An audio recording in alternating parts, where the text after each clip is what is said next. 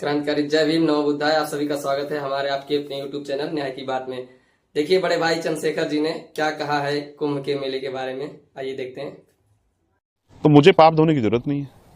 और रही बात, हमारी पार्टी का स्टैंड स्पष्ट है, हम पाप और पुण्य में बहुत भरोसा भी नहीं करते, हम तो कर्म में भरोसा करते हैं। और मुख्यमंत्री खुद प्रधानमंत्री को न्योता मिल गया तो वो सब जा रहे हैं, तो क्या वो सब पापी हैं? तो इनका एजेंडा जो है नहाने धोने का और धार्मिक एजेंडा, इन पे मैं कुछ कहना नहीं चाहता। एक संत ने कहा कि हम ऐसा हवन यज्ञ करेंगे इस बार कि पाकिस्तान नक्शे से बाहर हो जाएगा, तो उनसे कहूंगा कि चाइना के लिए भी कर लेना। इन्हीं एक संत ने कहा कि मरे मुलायम काशी राम, प्रेम से बोलो जय श्री राम। मुक्ति चाहिए, अपने दुखों का नाश करना है, वो हमारे साथ आ जाएं, और जिनको अगले जन्म की परवाह है वो कुंभ में चले जाएं। ये हिंदू धर्म के धार्मिक गुरु ये भाषा बोलते हैं, कहते हैं यहाँ स्नान करोगे, डुबकी लगाओगे तो आपके पाप दूर हो जाएंगे, ये हवन यज्ञ करोगे तो आपके ग्रह सब ठीक हो जाएंगे, आपकी समस्याएं खत्म हो जाएंगी, आपका जीवन लंबा हो जाएगा। मैं तो वही बात कह रहा हूँ जो ये कहते हैं। मैंने क्या गलत कहा? लेकिन मैं नहाने धोने की राजनीति नहीं करता।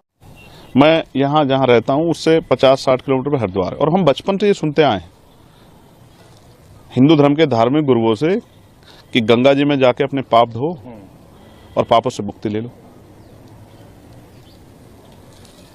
ना मैंने पाप किए, मैं तो अपने हक वंचित समाज को उनके पैरों पर खड़ा करने के लिए, उनके साथ जो जुल्म हो रहा है उसको रोकने के लिए काम कर रहा हूं। तो मुझे पाप धोने की जरूरत नहीं है। और रही बात, हमारी पार्टी का स्टैंड स्पष्ट है, जिन संतों गुरुओं महान पुरुषों के रास्ते पे विचारधारा पे हम लोग चलते हैं, हम पाप और पुण्य में बहुत भरोसा भी नहीं करते, हम तो कर्म में भरोसा करते हैं। तो जिसको परेशानी हो वो, जिसकी पार्टी का एजेंडा नहाने धोने का है, जिस पार्टी का एजेंडा जो है धार्मिक एंगल का, उनको परेशानी होती है तो हो, मुझे इससे कोई फर्क नहीं पड़ता। मैं तो सतगुरु रविदास जी महाराज को मानने वाला व्यक्ति हूँ। मन चंगा तो कटौती में गंगा, मैं क्यों जाऊँ मथुरा काशी, मैं बेगमपुरा का वासी। मेरा मन साफ सुथरा है तो मुझे कहीं जाने की जरूरत नहीं है। मेरा मन इस देश के प्रति, इस देश के लोगों के प्रति, गरीबों के प्रति, किसानों के, कमजोरों के, हर व्यक्ति के सम्मान के लिए और उनकी परेशानियों को हल करने के लिए।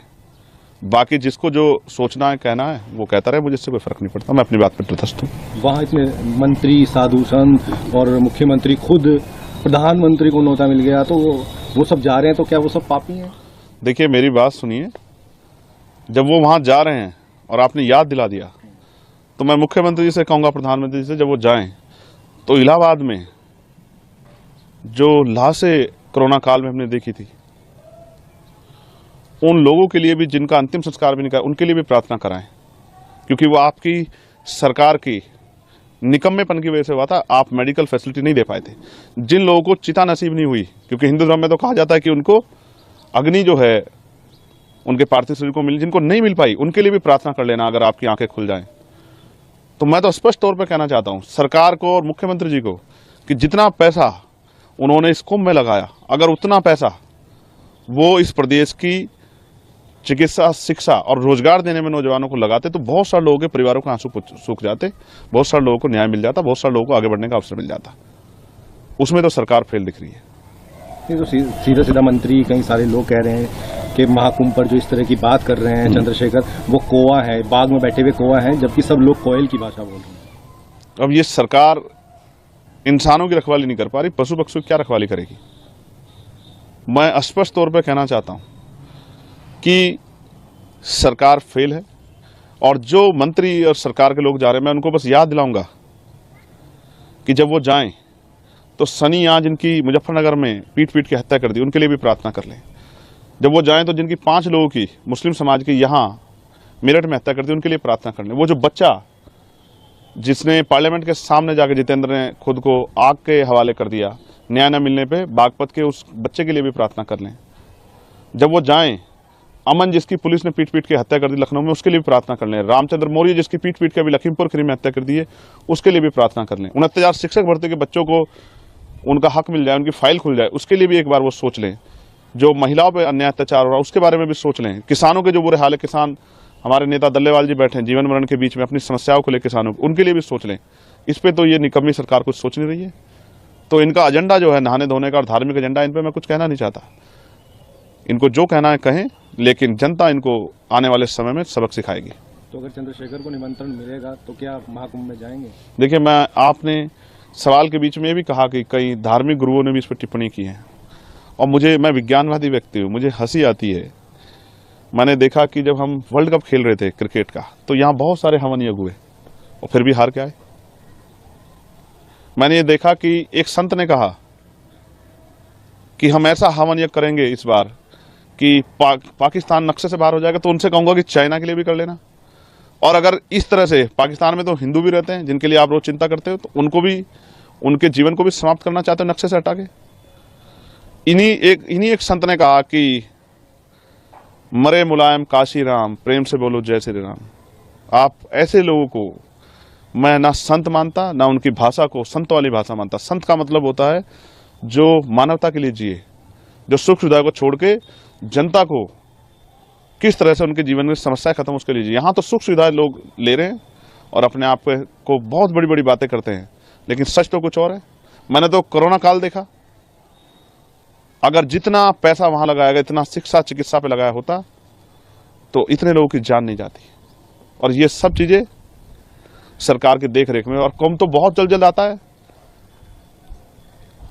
फिर भी हमारे देश में कोरोना जैसी महामारी आ गई, इतने लोगों की जान चली गई, लॉकडाउन लग गया, मजदूरों की इतने लोगों की जान चली गई। तो मेरा काम है अपने संतों गुरुओं महापुरुषों की विचारधारा को लोगों तक पहुंचाना। जब ये अपने धार्मिक एजेंडे को स्थापित करने के लिए हमारे लोगों को गुमराह करने का काम करें, मैं अपने लोगों को जागरूक करने का काम करूं। मैं किसी को रोक थोड़ा ही रहा हूं, जिसको निमंत्रण मिला वो भी, और जिसको नहीं मिला वो भी जाए। लेकिन मैं याद दिलाऊंगा कि ये संत ही थे जो जब राम मंदिर का शिलान्यास हुआ तो इन्होंने प्रधानमंत्री पे बहुत सारे सवाल खड़े किए थे, इस भाजपा पे सवाल खड़े किए थे, इनके जो है उस कार्यक्रम पे तिथि पे सवाल खड़े किए थे। इन्होंने तो किसी की नहीं सुनी, है तो खुद को आस्था का सबसे बड़ा स्वरूप बताते हैं। मैं तो वैज्ञानिक दृष्टिकोण की बात कर रहा हूँ। मान्यवर काशीराम साहब जो हमारे नेता हैं, मैं आखिरी तौर पर आपसे कह रहा हूँ, मैं उनको गुरु मानता हूँ, मैं उनका चेला। उन्होंने कहा, उन्होंने पंडाल लगाया, उन्होंने कहा जिनको इस जन्म में मुक्ति चाहिए, अपने दुखों का नाश करना है, वो हमारे साथ आ जाएं, और जिनको अगले जन्म की परवाह है वो कुंभ में चले जाएं। तो मैं तो इसलिए आपसे कहना चाहता हूं कि मान्यवर काशीराम साहब ने रास्ता दिखाया। अगर दलित, पिछड़े, आदिवासी, अल्पसंख्यक समाज के लोग, मुसलमान, जैन, सिख, बौद्ध, ईसाई, पारसी, उनके साथ जो हिंसा हो रही है, उनके साथ जो जुल्म हो रहा है, उनके अधिकारों पर जो हमला हो रहा है, अगर उनको अपनी समस्याओं से मुक्ति चाहिए, इस जीवन में अच्छा जीवन चाहिए आत्मसम्मान का, तो उनको आजाद समाज पार्टी के साथ, चंद्रशेखर के साथ आना चाहिए, तभी उनका भला हो सकता है। बाकी तो ये तो चलता रहेगा। सरकार जिस एजेंडे की सरकार है, जिस विचार सरकार, वो उस पर काम करेगी, और वो अपना काम कर रहे हैं, हम अपना काम कर रहे हैं। इससे किसी को परेशानी नहीं होनी चाहिए। और बाकी मैं सबकी आस्थाओं का सम्मान करता हूं। मैं तो संविधानवादी व्यक्ति हूं। मैंने किसी को कब कहा कि भाई आप जाओ ना जाओ? मैं तो ये कह रहा हूं कि मैं अपने गुरुओं संतों की बात पर खड़ा हूं। मन चंगा तो कटौती में गंगा।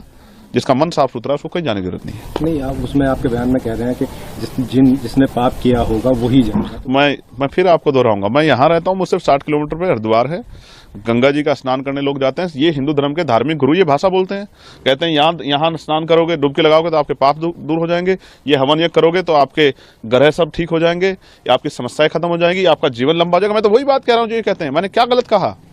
लेकिन मैं नहाने धोने की राजनीति नहीं करता हूं। मैं लोगों को सही पथ पे ले जाके उनके दुखों की मुक्ति के लिए राजनीतिक सत्ता के बगैर, और उनको जब तक आर्थिक सशक्तिकरण नहीं होगा, सामाजिक भेदभाव खत्म, तब तक बदलाव नहीं हो सकता। मैं तो अपने काम पे, अपने उस विचार को, महापुरुषों विचार को आगे बढ़ाने का काम। ऐसे वीडियोस देखने के लिए हमारे चैनल को ज्यादा से ज्यादा लाइक करें, सब्सक्राइब करें, कमेंट करें। धन्यवाद।